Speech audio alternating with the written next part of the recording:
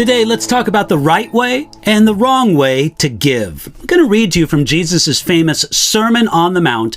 So these are the words of Jesus beginning at Matthew chapter 6, verse 2, where we read, "Therefore, when you do a charitable deed, do not sound a trumpet before you as the hypocrites do in the synagogues and in the streets, that they may have glory from men.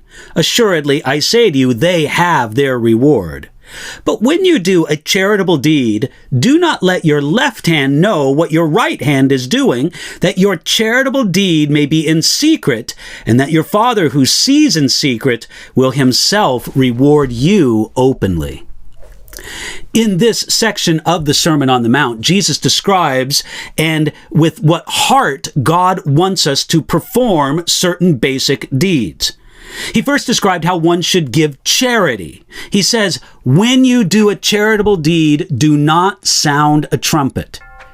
It was customary for some people in Jesus' day to draw attention to their giving so that they would be known as generous people. Today, people do not sound a trumpet to project the image of generosity, but they still know how to call attention to their giving. There aren't good examples in ancient literature of people actually announcing their giving with the sound of a trumpet.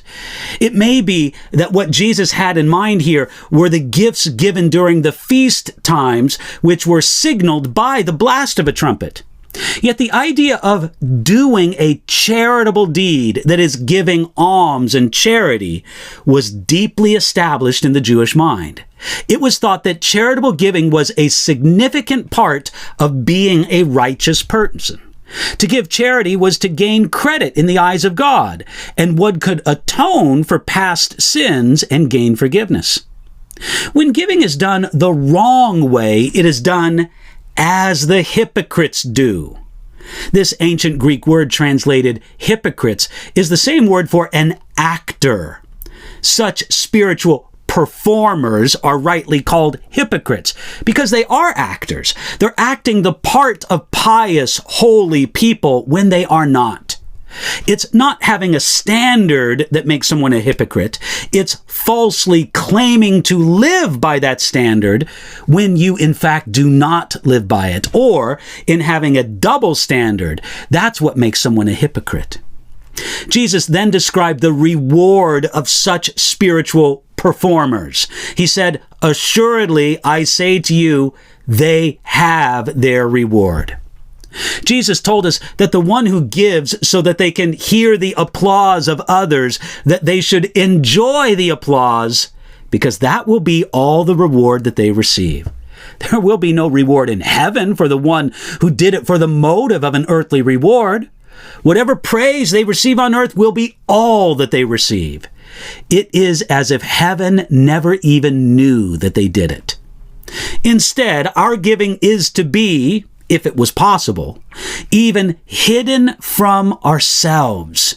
Jesus used a striking image. He said, "Do not let your left hand know what your right hand is doing."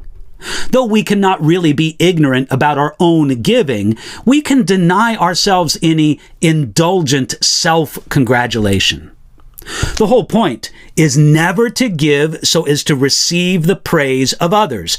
Jesus said, "So that your charitable deed may be done in secret."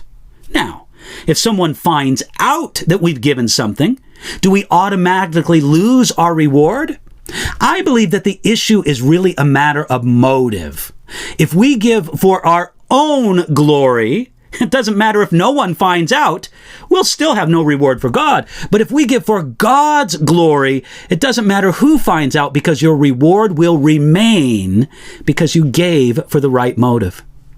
Jesus pointed out the great value of doing good deeds for the glory of God. He said this, "Our Father who sees in secret will himself reward you openly." It is much better to receive our return from God, who rewards much more generously and much more openly than any man or woman does. And we should not miss the strength of this promise. These things done the right way will certainly be rewarded. We can be sure of that, even when it doesn't feel like it. So Christian, You serve a giving God. You should be a giver. Just listen to the words of Jesus in the Sermon on the Mount and give with the right motive and the right actions, and God will use it to bless you enormously. I hope you live that and walk in it today.